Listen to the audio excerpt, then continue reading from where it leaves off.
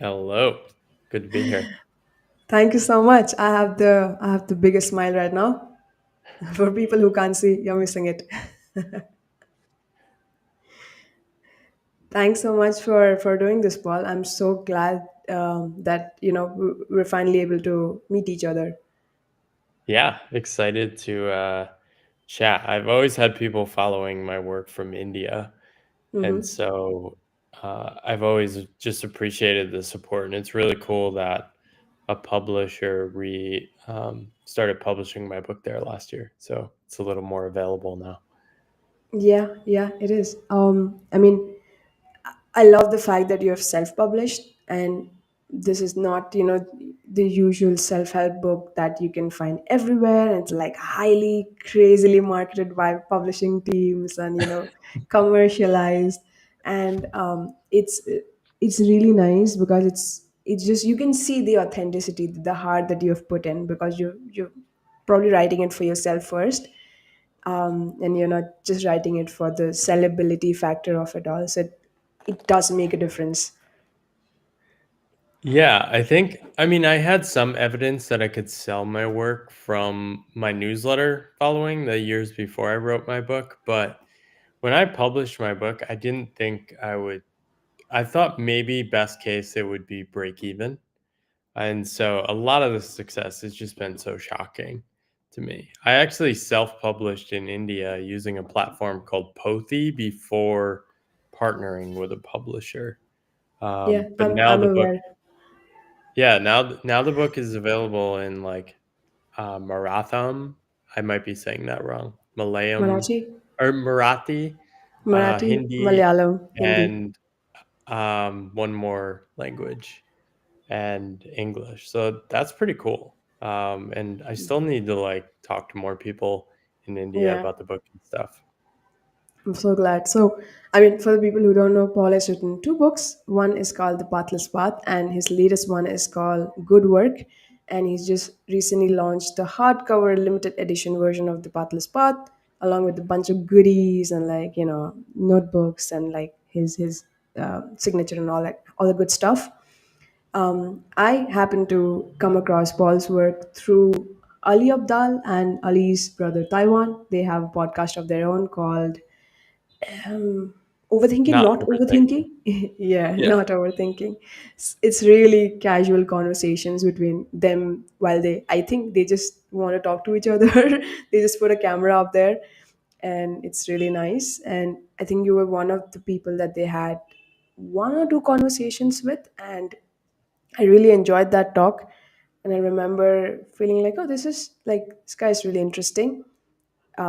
Picked up the book, and then I never looked back. I was like, this is such a cool book because I think I'm one of those people who keeps reading books like this, kind of like to stay at the edge of the game and be like, hey, I can do this, or so many other people are doing this. You get the permission slip, um, and I think I just went down the rabbit hole, followed you everywhere, read a bunch of other things, your newsletters and all the different podcasts that you do.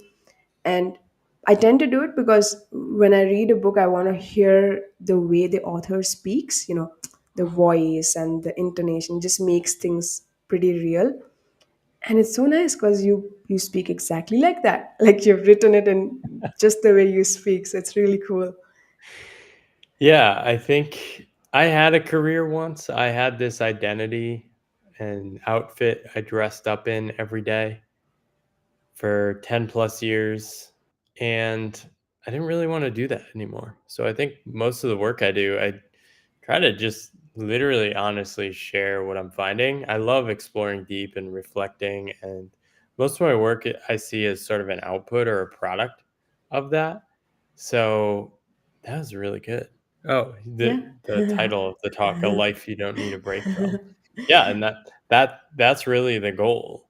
So I am very pragmatic with pursuing success or money now. I see it as a subsidiary goal to the like goal of living a life I don't need a break from. And so people have a really hard time with that. Um, but I think more people can probably pursue that goal earlier in their life than they think. And people I talk to in India are so creative and so interesting because I think in a weird way, they many people aren't used to multiple generations of comfort and like expensive lives. And so I think there's more creativity, there's more agency, there's more willingness to take risks because there isn't more of a safety net. And yeah, you talk to people in India and they're like, if I can make this much online, like doing work on a global market, and I already speak really good English, there's so much opportunity. Whereas, like, then I'll speak to somebody in California at Google, and they're like, I only make $400,000. I don't think I can save enough money to retire fully. And it's like, man, it's just such a spectrum of different people in the world. Yeah, yeah, Yeah. you're right. I think one of the things I really like about your work is you make a lot of things public about the kind of money you make year on year or month on month. It's like pretty much out there. You've made a note of it, and it's nice because when you look at another person who lives a different kind of life and there's a bit of aspiration to it, obviously finance and money is the first question you think of, right? And there can be so many excuses saying that, oh, this guy has it good, they come from money, or he lives in a first world country and all that kind of stuff. But then I don't think you've ever been an advocate of like getting another job in the name of working for yourself. You're like, it's important to earn money, but I also want enough free time. I want don't want to work all the time. I want to spend time with my daughter. I want to travel. I want to pick up work that's interesting to me. And I love that you've put all of those things very out there. So when I look at someone like you, the aspiration is also really realistic. I feel like I don't Yeah. need to make a ton of money to really survive because this guy's doing it. Yeah. I think my writing tends to attract the people that must find a different way anyway. So they're like you, they've spent years on a different path and knew it didn't work for them, right? If you want to find someone to like quit your job and make a lot more money, there's hundreds of people explaining how to do that and why you should do that. And if you're not doing that, you're not a true in the arena person. And so most of my writing was writing about how I was trying to grapple with finding more freedom after quitting my job when I wasn't making very much. I was basically just trying to earn as little as possible and keep going. And I think the opportunity, especially for people in India, is really high because the level of English is great. And like when I hire someone, I don't care where they're from.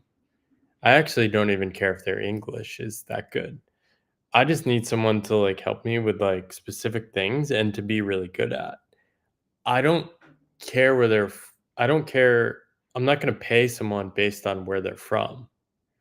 I'm going to pay Yeah, someone based on like the value they can like help me create. And yeah. so I think so many more people are freelancing and being self-employed in India, and it's pretty awesome because the opportunities are so great.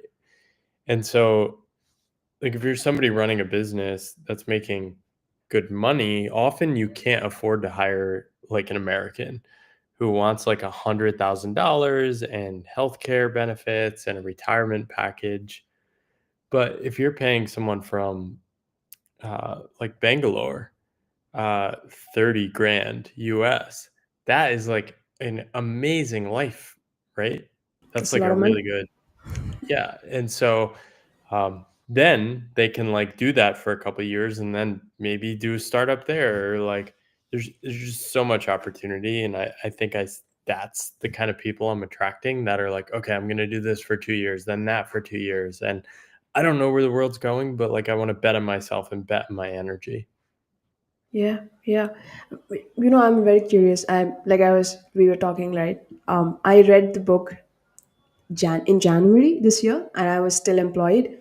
And around April, things started to get a little messy at my last employment, and I don't think I had enough courage in my heart to like make it on my own in my head. Like I'm like, I don't know if I should quit or whatever. Then people around me told me that, hey, we believe in you. Like people would come and tell me, even if they didn't know whether I was going through a bad time or not, they would often tell me in their own ways that, hey, if I were you, I would do this, or if I had your skills and your talent, I would do that. And I think when I reread the book or just went through my notes, I got that courage again from someone I didn't know, but someone who's done it. If people around you are saying, you can take it with a pinch of salt because they love you and they might be biased, and but they're not doing the same thing, they're still employed. So should you really listen to them? Like, all of that stuff. Or are you like delusional? Are you really practical? But I think when I kept listening to you, I just understood that there are other people out there as well. And I'm curious to know, do you get to hear these stories a lot that your book Oh, kind of yeah. gave that? Yeah.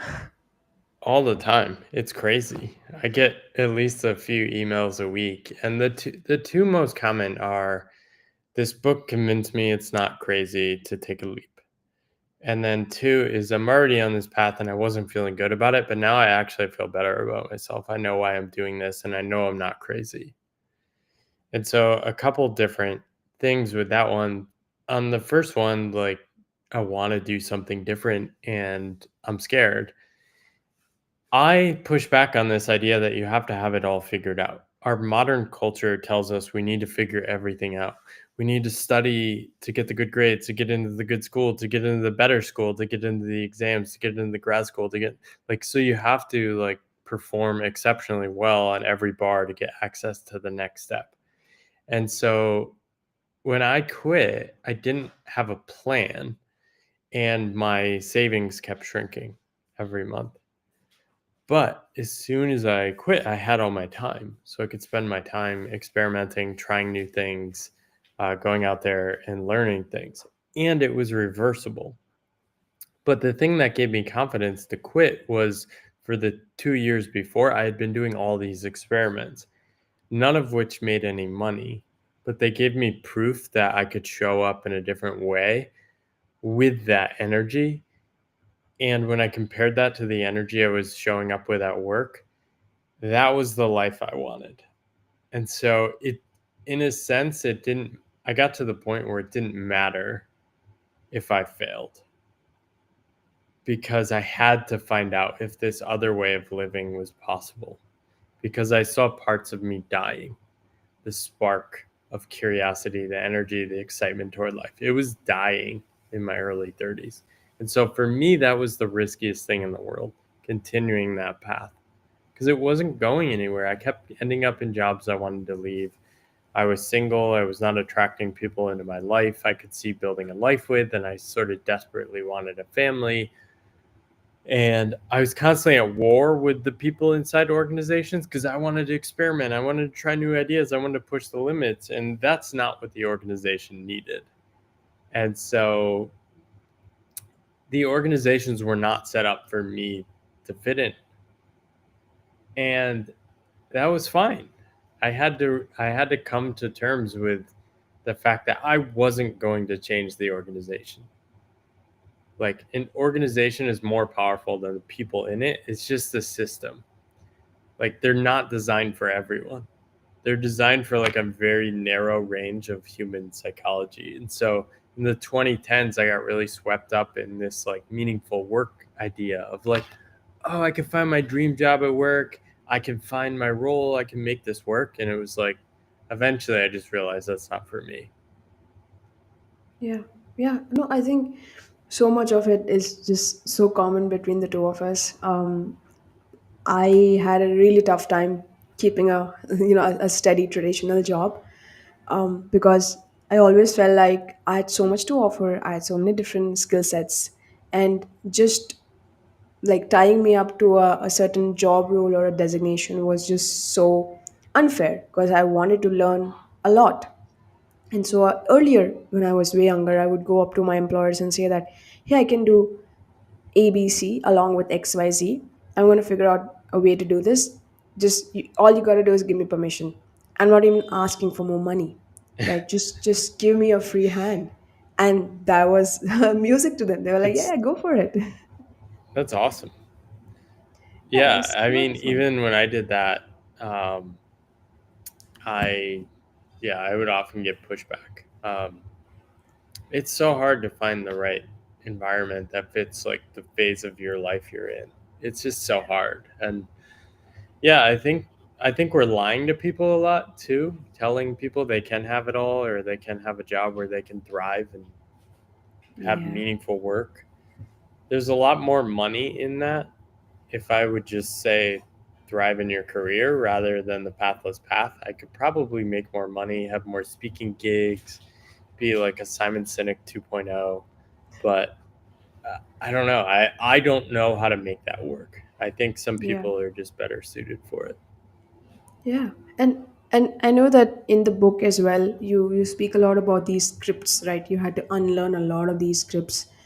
And I'm a little curious, like, was there one or two things in particular that was really hard for you to unlearn yourself when you were trying to make that transition?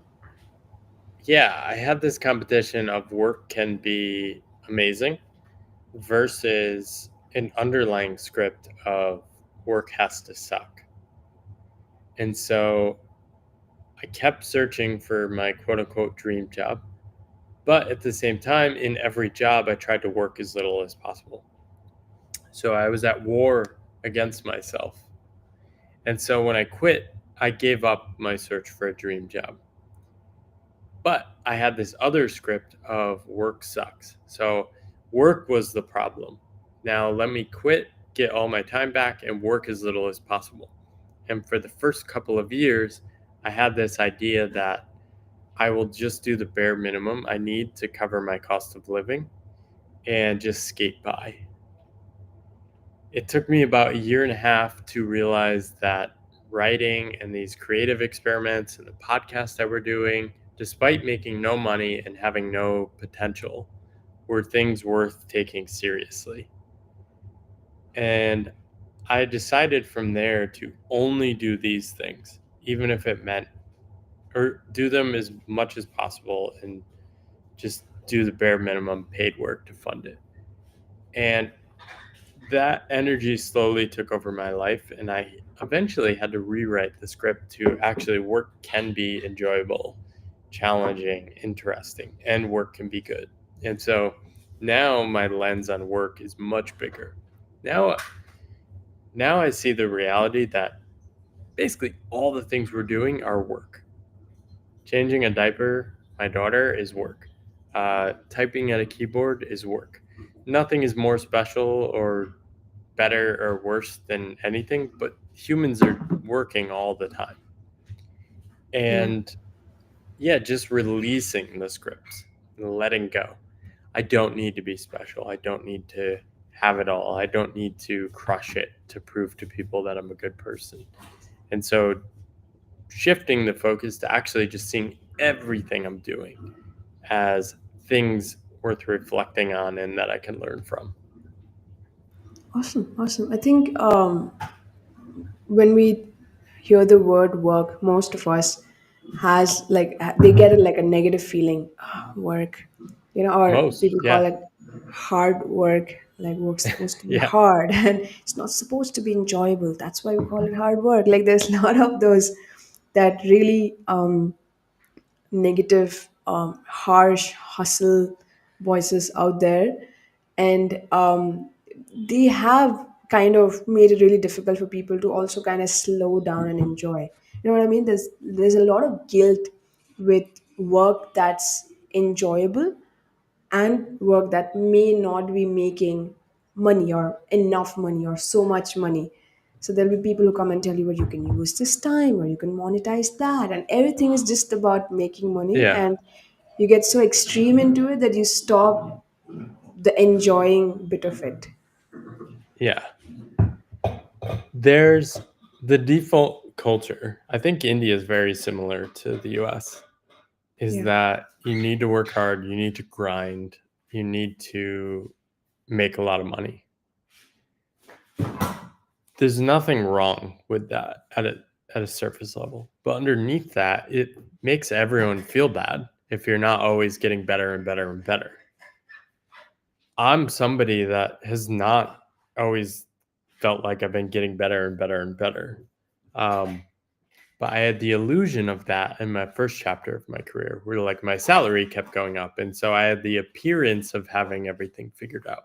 But underneath, I never felt good about it. And so the culture just reinforces this message that you need to be achieving and you need to be succeeding. And so there's so many versions of this. If you're not succeeding in your career, you'll have people telling you, well, you just need to quit your job and get all your time and crush it on your own. And often the people most obsessed with money and success have never dealt with their inner conflict of beating themselves up and still being that insecure teenager. So you'll have people making millions of dollars, super successful, and they'll be the most aggressive about saying you need to grind hard and push yourself, and this is an unavoidable phase of life. And really they're just saying I don't love myself yet. And so it just this reinforcing loop, and then somebody will look at me and be like, I get two interesting reactions. People will say, well, Paul can say this because he already made it. And then the people more successful than me will often dunk on me and will be like, well, Paul's a loser. He doesn't make that much money. He's not successful. So listen to him at your own risk. And all I'm saying is that life is hard, life is challenging. Nobody has missed out on the message that you need to work hard. Like nobody has gotten through 20 to 20 years of life in university and like somehow missed the message that you need to grind. Um, but a majority of people have no idea that you can actually enjoy work. And so unfelt excitement, unfelt love for yourself, unfelt like exuberance for like life can be really satisfying is a really scary emotion for people actually. And so Yeah. often I'm just writing that like this also can be true.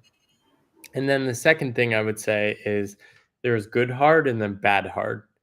Bad hard is doing work for an outcome while not caring about the work you're doing. Or no, that's bad hard. Yeah. Good hard is doing something that you actually enjoy in the moment. That's like writing a book for me. I actually really enjoyed it, and it was moving toward a person I actually knew I wanted to be.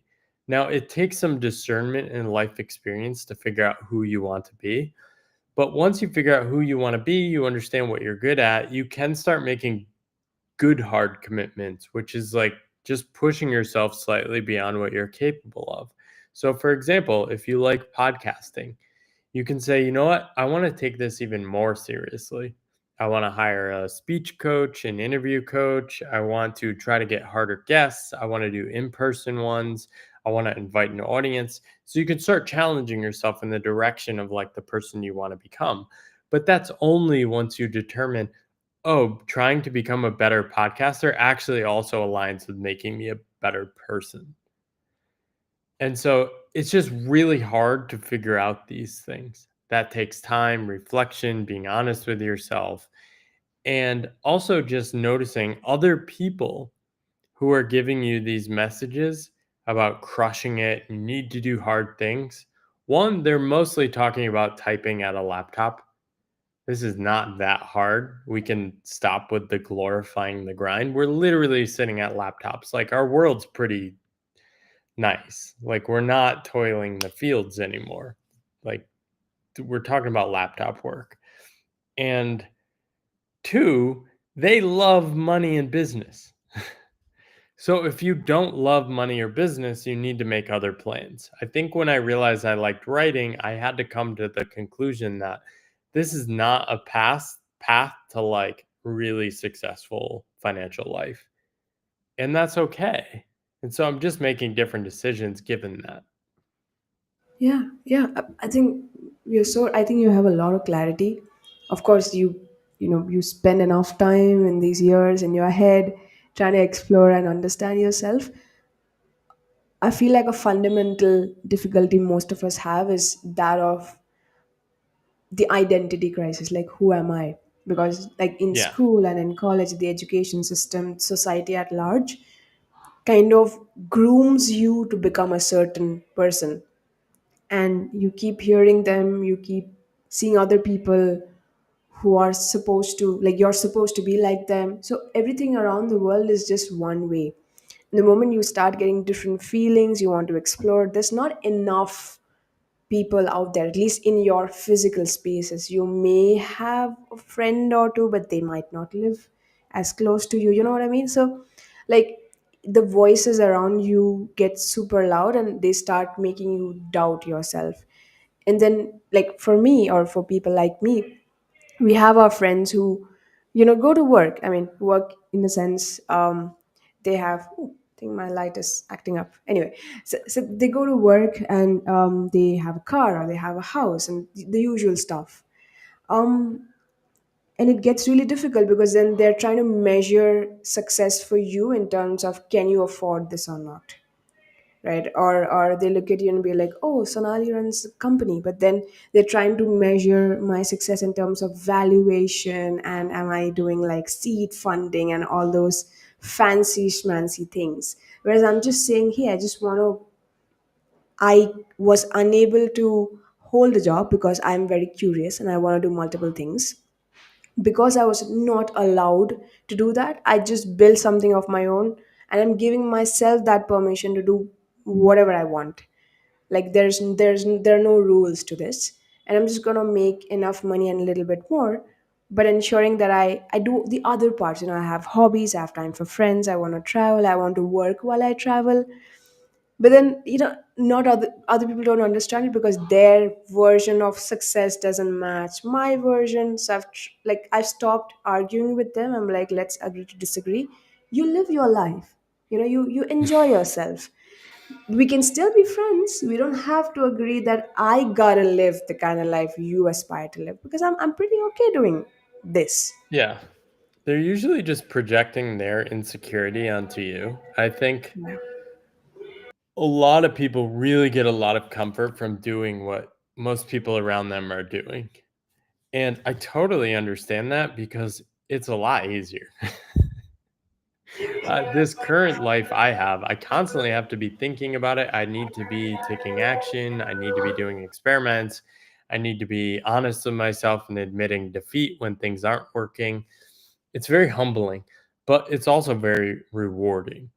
The inner satisfaction of doing work I care about and having the freedom to make choices and succeed and fail on my own feels really good. And there's an inner security I have that I didn't have on my previous path. And so most of my writing is just writing for the people like you and the people like me who must find a different way. People mostly just get confused when they look at my path because they think my current journey is because of my former life. The if you've if you have a similar sort of orientation toward life, you understand that I was I just didn't know myself for many years. And it did enable me to save some money, but my first chapter of my career was so costly. It cost me health challenges I'm still dealing with to this day. It cost me this emotional, like, stupidity, which I had to develop new capacities and get to know myself and more comfort with uncertainty and emotions after quitting my job. And yeah, it just took a lot of years to mentally recover from after quitting. And I'm still feeling like I'm hitting my stride now. It took a good 5, 6 years to really find my footing and feel like, okay, yeah, this is exactly the path. And I can start dreaming a little bigger for my future. But yeah, it's hard. And I don't recommend this path to people. It's I share everything because it pushes people away. I could sell a lot more books if I'm like, quit your job and be rich, quit your job and pursue wealth. like using all these terms like crush it on your own, um, all these phrases, but it's not true, and I don't actually want to attract those people anyway. I want to attract the curious humans like me who like just want more ideas and more recipes for how to write. And I hope people like you write their version. Like my biggest dream would be that there is a Pathless Path type of book published in India that is far bigger than mine. I do not want to be the top Pathless Path book in India, but I hope it takes off enough to inspire like 100 versions of that to get written and shared. And I think it's important to share because this is where people find models and inspiration in the world. I love sharing online. I don't get hacked by it. I don't get distracted too much by social media. And so I sort of see it as an obligation to keep sharing because it does seem to fit with my life. And I can do it while holding the critics and chaos of the internet lightly. I can let it go and live my life. So I'm going to keep sharing. But yeah, I hope more people like you keep going and go deeper into like the biggest possible vision of what life can be. I love that. I love that. And you're right. I think people do project their insecurities. I think we're all human beings at the end of the day. We all have a version of ourselves that we want to explore, but um, it comes with its own sense of challenges. Now you gotta like the messy part of figuring out oftentimes becomes really public because of the world we live in, and which also means that you might publicly fail. Your friends and family might know about it. Other people in front of whom you want to be impressive might know about it, and a lot of people don't want to take that risk, because they're like, hey, why ruin something that's going and looking pretty perfect? We'll do it when the time comes. We'll do it when the time comes, and they don't really get to do it. And I feel like my biggest worry was I'm gonna lose out on Yeah. actually you know and then I'm gonna wake up one fine day and be like, I'm no longer in my 20s or my 30s. What happened? And I might not. I might lose that spark. That's really scary to me. Yeah, that was the fear that drove me. What if I don't? Became a bigger fear than what if I do. Hmm. And that typically flips for most people. I think what flips it is a sense of wonder and possibility. I wish I left much earlier on my path. I really wish I didn't go to business school. I don't regret business school. I don't regret any of the things I did do because I worked with amazing people and made amazing friends along the way. But I do wish I just took more risks earlier in my career because I had nothing to lose. I was spending way less. Life cost a lot less now. It's just way harder. I only had 5 years before I had children. And once you have children, it does get harder. You have to pay for them, you have to feed them, you need daycare if you want to work outside the house. And yeah, it's just harder. And so I wish I had more than 5 years to do things on my own because it does take a while to reinvent yourself. I look at it as a skill. I had a hedge fund guy email me once, and he said, okay, I spent 16 years in a hedge fund and now I'm working on my own for 6 months. This is so hard. This is so intense. I don't know how to think about this. And I sent him a message. I was like, well, you've only been on your own for 6 months. Why do you think you'd be good at this? Like, you're Yeah. good at running a hedge fund and making a lot of money in that framework, but you have no experience doing this. And he was just like, "Oh, I never thought about that." Yeah, I think we don't want to look like, we always want to look so perfect. Like, I want to look like, oh, I just started a company and just killing it from day one. But I'm like, listen, I don't want to sell you false expectations. I'm gonna like, I like write a lot of my journey on LinkedIn and my newsletter where I talk about everyday failures. Like, hey, I couldn't get that pitch right, or the client left me, or this month I'm making less than the other months, or whatever, or I had a health scare but I'm working from home, all the kind of stuff. Because I feel like the whole pretentiousness of success is so loud, and it gets to people's head, and we're all like mentally competing with each other to be fake perfect. There's no need to be this. Like, if I'm struggling this month, it's okay if you know it. I'd rather you know it so you take it easy on me. Like, I'm be like, listen, I'm not gonna be able to take up a project this month because I just wanna like recover mentally. And I don't want to showcase that I got everything covered and like, come on, dump work on me. I'll like die, and but I'll still do it from my grave. I don't want to project that, which is why I left and I start something of my own to not have such weird expectations from me. But I think more people need to go through that journey to like be like, yeah, we can look a certain way. Yeah, I'm not. I like working my own because I can fail quietly. Nice. And so I think being employed was very hard for me because it takes a long time to fail. For example, if you take a new job and it's a terrible fit, you can't just move to the next job instantly. You need to spend months searching. You need to convince the recruiter that it's okay for you to switch jobs as quickly. You need to convince them you're going to stay and not quit quickly, while also knowing that's not totally true. You're lying a little because you might leave quickly if it's not a fit. And so working on my own just gives me the chance to experiment and shut things down a lot quicker. I did a list of all the projects I've done over the last 8 years, and it's about 36 projects. I think 2 of them have made a lot of money. Basically, an online course or 3 things. An online course I did for consulting skills, some workshops I did around that, and then my book. And then all the other 33 things I didn't really make any money, but they all taught me something. And so I couldn't have had 36 jobs in 8 years, but I can do 36 projects.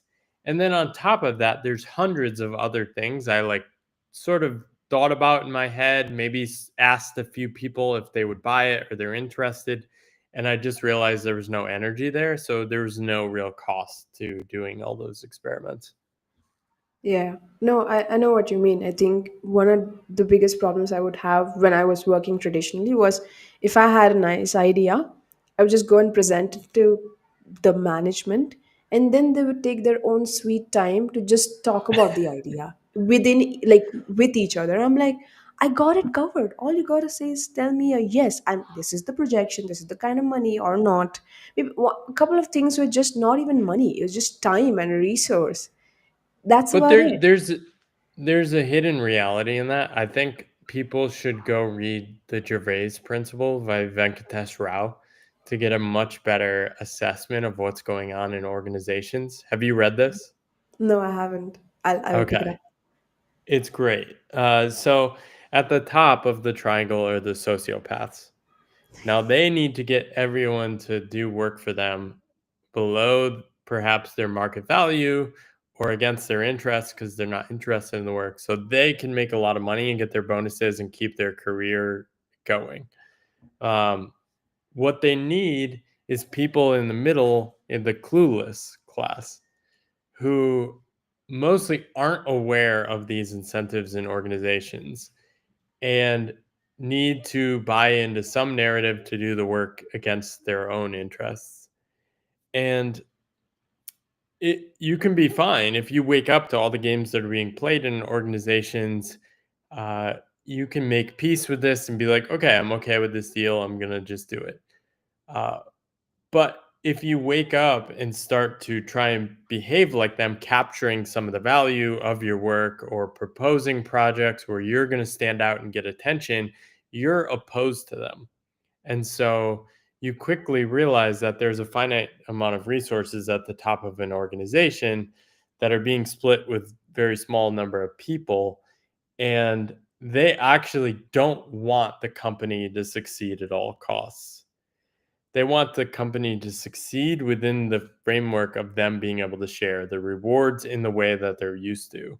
And so the thing that can transcend this is if the organization is growing fast enough. So if you join a company like a startup that's growing at 20, 30% a year, it can be a lot better environment because people are willing to share the rewards with many more people and opportunities um, open up and things like that.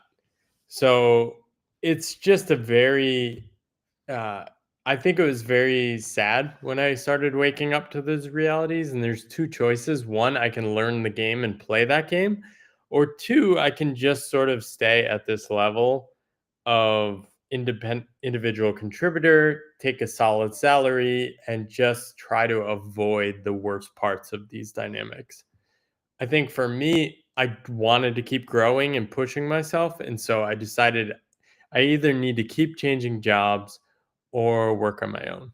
And so, yeah, Here you are. it's very painful to wake up to these realities, but I do think it is very important people wake up to the games of power and organizational dynamics and try to figure out what's really going on, like what is the game behind the game. um, Most organizations, especially if they're not growing, are just going to be sort of political battles for resources. Some companies, typically the best companies, are growing and have a culture where people do want to grow and join them. And so you need to find those companies at all costs, or you need to be really clear with what's really going on. Yeah, I mean, once you do start waking up to this, it's like the Matrix. It's just so difficult. You don't want, like, I would think about this for hours and I'll know that, hey, it's not working out. But then again, the whole thing of, am I ready to quit? What do I want to do next? Because now that I've seen it and I know it, I can no longer unsee it. So you start seeing the patterns even more clearly. Yeah. It starts, kind of make you feel even more helpless. You don't like the same people anymore because now you know that this is their true nature. It gets really crazy in the head. But I'm very curious, like, so at Humanize, we work with different organizations who have the intent of creating a better culture for their people. Yeah. And a lot of talk about diverse skill sets, different kinds of people who want to live a different sort of life. And I know that both your books have been very much about work and what work means to us, like personally and professionally. I would want to know from you, like, what do you think about the future of work? Like, is it like, are we moving towards a space where people who are designing their life their own way will get rewarded, or are we still a No. long way to go from there? No, that's not how work is set up. Work is not set up to reward you for living your best life. Work is set up to reward the energy you put into the current system. And Hmm. so different systems have different outputs. If you want to make a lot of money, go work in finance. People make more money working in finance. If you want to do slightly more interesting work but still want to make money, go work in tech.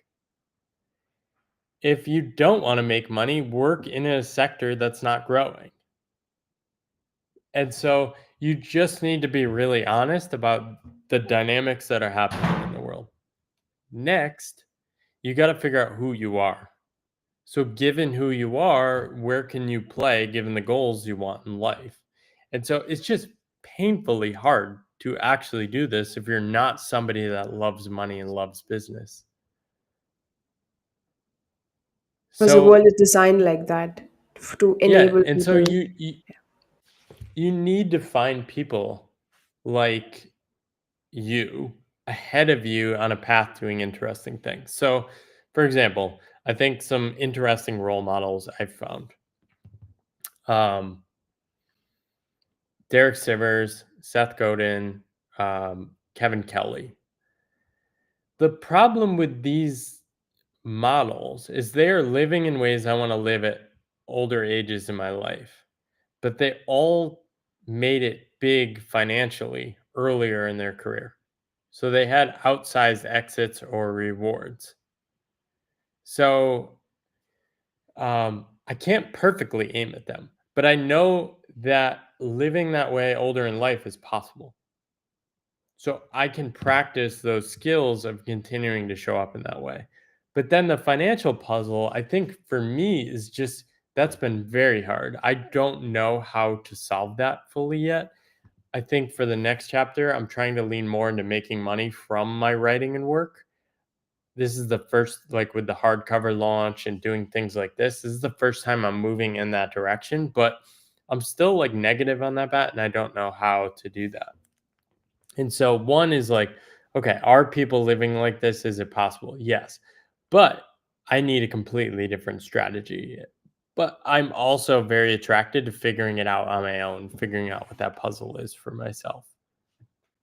Yeah, yeah, fair enough. I think like finding people who are sort of doing what you want to do is really important because that it kind of sets you up. You know you've got someone to aspire to become. You know that it's possible. Makes you think in all kinds of ways.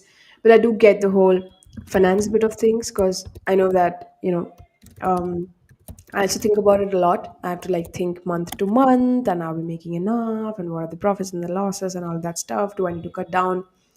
But I also know for a fact that like it's not like a job, like when you get in a job and things start to get crazy, you know that you can be let like they can let you go at any points of time. Like loyalty does not mean as much as we think it does. And the moment you kind of understand that, things get can Yeah. get really real for you in your head, which means that what is the backup?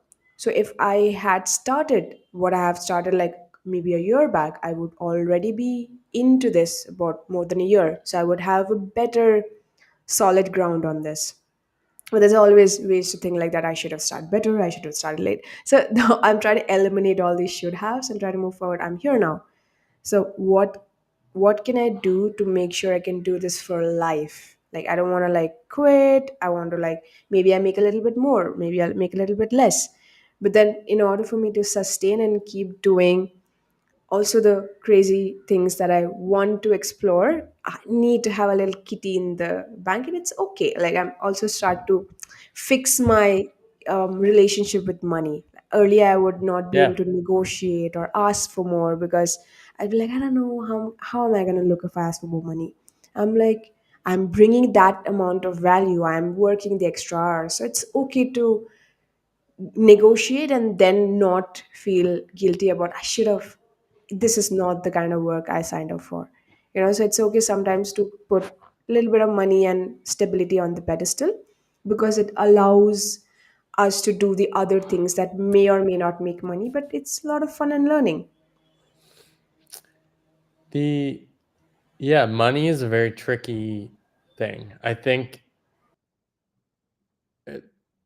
self-employment is very harsh because you do have to make your own money. And so you are directly thrown into your money insecurities. A lot of a common script people have is I need to make as much money as possible to be a good person. But the other script people have is trying to make money by selling your own stuff is very scammy, is very bad. And what they often have is a hidden belief that people with money are bad people. And so the the healthy way to respond to that is to start to love the part of you that wants money.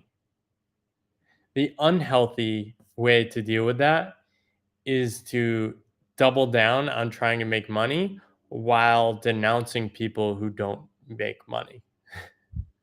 So you see this in very subtle ways in some of the most driven like influencers in the like do your own thing space, which is like people that are in jobs and not doing their own thing. They're just like not skilled enough. They're not talented. They can't make it. If you can't make money on your own, like you just not cut out for this. That's them projecting their own shadows, judgment on other people. And so you do need to figure out a healthy relationship with money. I think the uh, challenge for me is I saw money as tied to work. And so I was rejecting work and money all at once when I quit my job. Wanting to make money through work is bad. And so I should just do things I enjoy.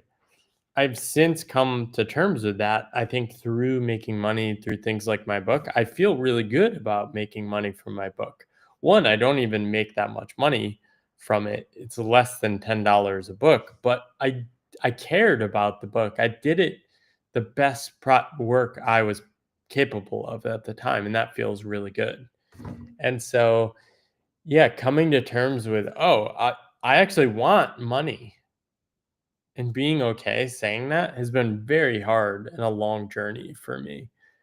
But by doing that, I can then approach it in a healthier way.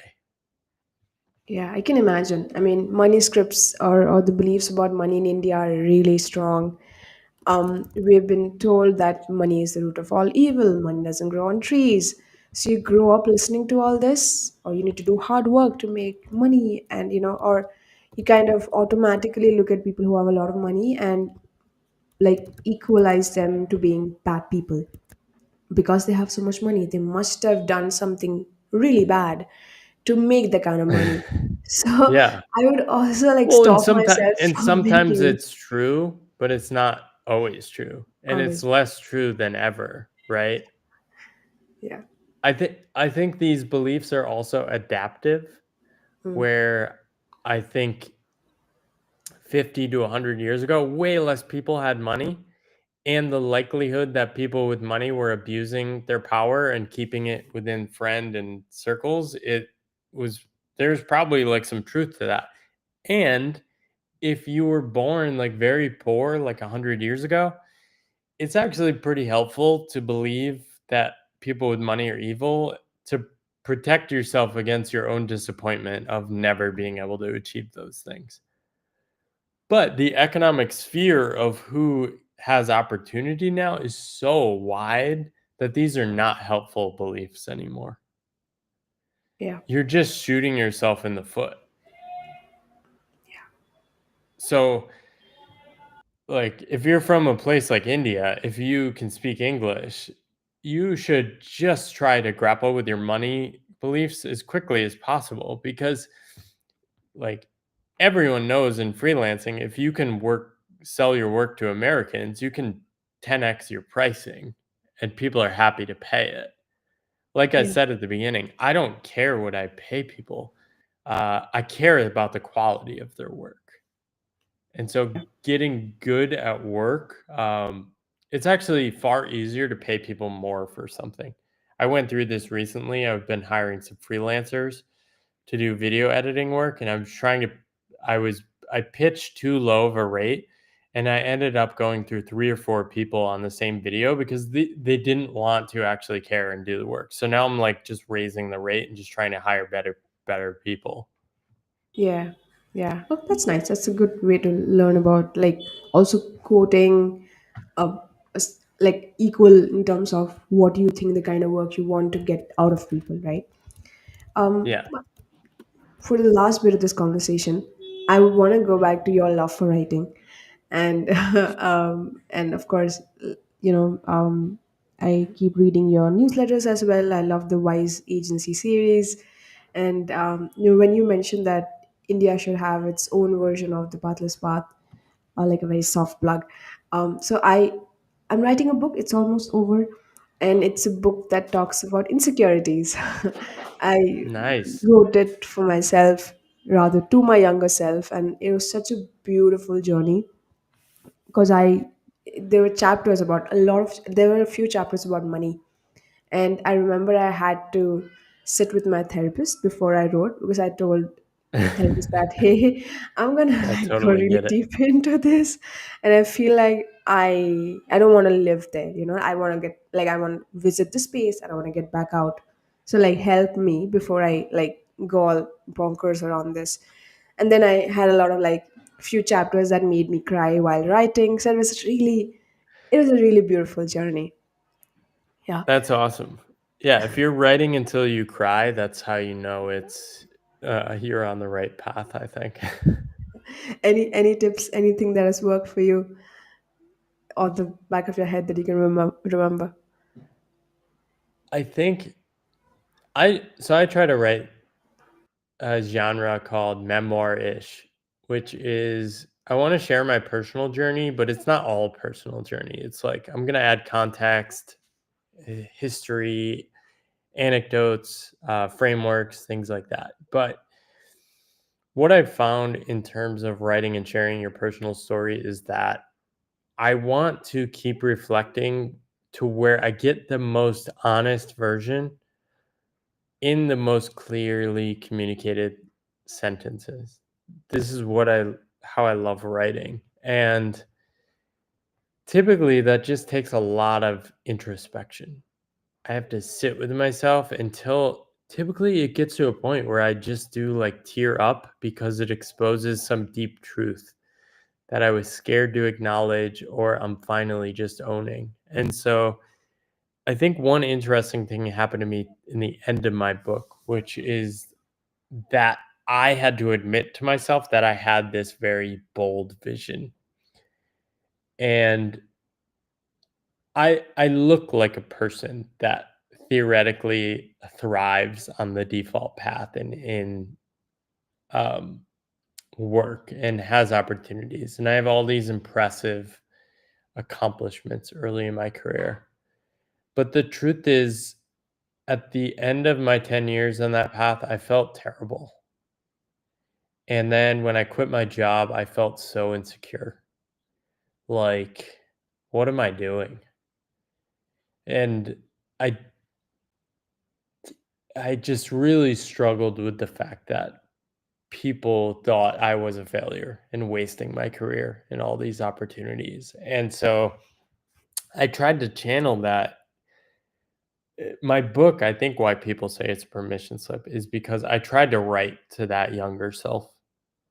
I always wrote to that younger Paul to try and give him permission to believe in himself. It was very hard for me to believe in myself. But the end of my book, the end of writing my book, the introduction, if you go back and read it as a permission slip to myself, uh, you kind of see what's happening through the writing. And that's what it was. It was me saying, live the life you're capable of and don't be ashamed of that and do that boldly because it matters. And yeah, so hard to write that because I was so scared to say that. I think I had so many of these like beliefs of like I shouldn't want that or I shouldn't be allowed to do those things or I should just like shut up and quietly go about my life and like why do I have to say these things in public and all these inner voices. It was all this like shadow work I had to deal with.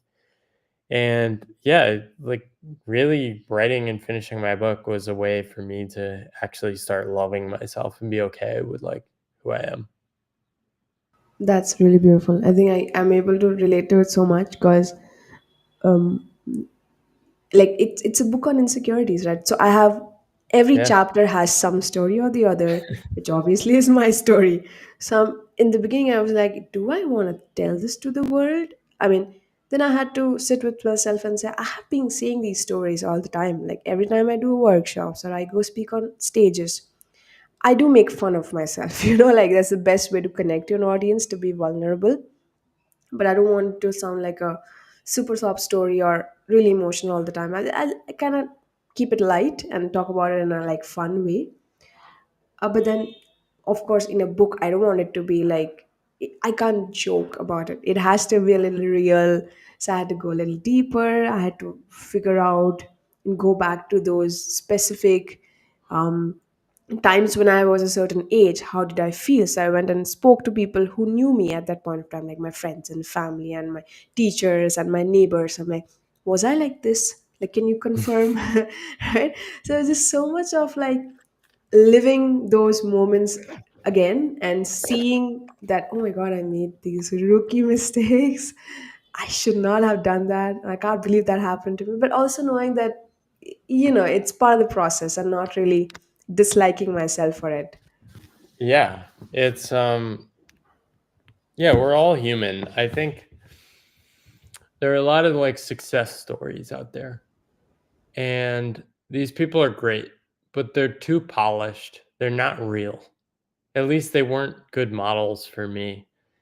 Like, I'm just like a messy human. I'm bad at a lot of things. I'm really good at a very narrow range of things. I'm disagreeable. I don't like working with other people.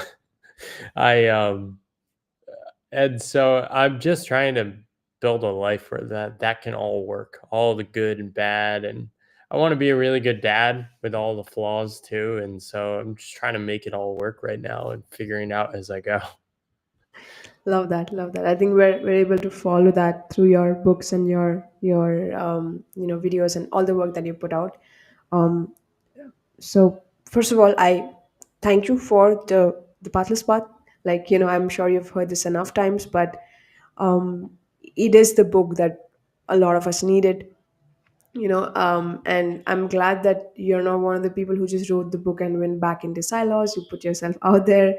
You brought your own character from the book out of the book and out into the world, so we were able to look at you and be like, hey, I can have my version of that fits me, and it's not perfect, and we can have failures, blah blah blah, all that kind of stuff. I'm yet to pick up the good work, so I'm excited about that. And Nice. I'm also looking forward to you making a trip to India super soon. We can do I know. something exciting. I've had many requests. If somebody wants to sponsor the trip, please reach out. And I promise I will come. I will come before I'm 50. How about that? I'm 41 now. Oh, come on, there's like 9 years. I thought you I were going to say think like 45. right right now, I I have a daughter who's 2.5. We want more kids, and my priority right now is being around my family, and which means I'm not traveling for work. I travel if I'm still with my family, and so yeah, this is just like one of the hard trade-offs right now. I think if I Yeah. was younger and didn't have kids, I would be flying all over the place to celebrate my book, but I don't. It doesn't fit with my life right now, but that doesn't mean that can't change. Yeah, yeah. All right. Here's hoping. But of course, I mean, I nine think years is not that Bangalore would far. be the place. I think Yes. that would be the place to go. Although there does seem to be a lot of people in Goa as well. I mean, we can go to Goa, but Bangalore, yes, for sure. I'm here. I would love to whenever you do. When you're ready to make the trip, we'll make it happen. We'll figure out Awesome. whatever logistics and all of that, and it'd be super fun to have you here in person. I'm sure so many people would love to see you, meet you, learn from you, have these conversations, and hopefully we'll have more versions of that till you are here. So we'll have more such stories, the Indianized version of those stories that come out. Definitely. Yeah, if you have stories, please share them with me. I love hearing from people. For sure, for sure. All right. So this was fantastic. I'm so happy right now. It's such a great start to my day, and I just wanna like thank you so Same. much for doing this. Never when I started the year reading your book, I wouldn't have thought that we'd have a chat like this. But I'm so glad that life tends to surprise us, and this is a really pleasant one. I hope you had a good chat. This video is gonna go places, and I'm hoping that we can catch up again sooner. Sounds good. All right. Thank you so much, Paul. Have a good day.